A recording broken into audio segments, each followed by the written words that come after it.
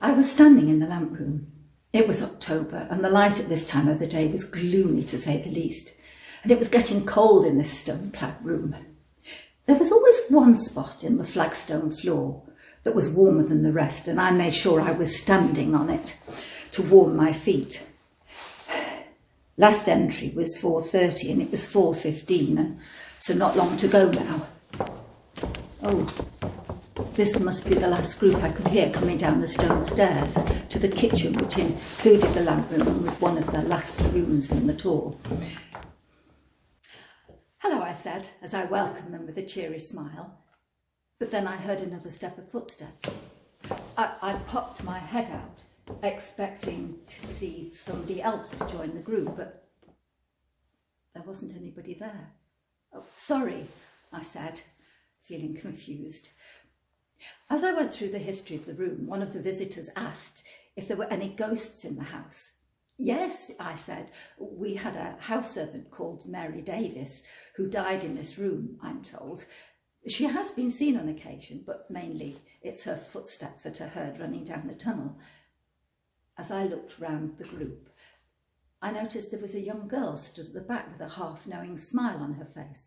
It was quite off-putting, but I thought she's probably been here before and she knows what I'm going to say. Of course, the group were all ears and wanted to know the story. So I told them about the young girl who was in charge of filling up the lamps to take up to the family room, and how, it being so gloomy, it was thought that she lit a wick to see what she was doing, but she continued and forgot to put the glass funnel over the naked flame.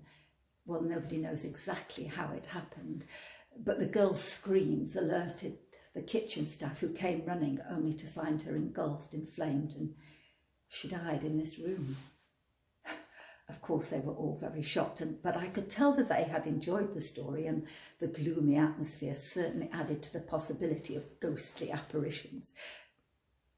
As they moved off towards the exit, the young girl who had been stood at the back turned to me and said, "That's not quite how it happened."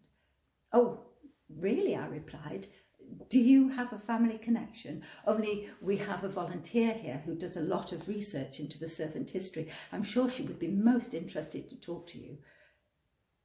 It was as though she hadn't heard me, and she just continued. She was filling the oil lamps, as you said, but she turned to reach for the paraffin, and as she did, she knocked the lamp over. Her apron ties caught the naked flame, or she didn't notice at once. But then the flames caught her dress, and in a panic she dropped the paraffin at her feet, and the flames engulfed her. She died on this very spot. I looked down. It was the spot where I had always stood to warm my feet. "How do you know all this?" I said as I looked up. But she had already disappeared. "Do you want to leave your contact details?" I shouted after her. But all I could hear were her footsteps running down the tunnel. And then an eerie voice replied, "You already know my name. You've just told my story."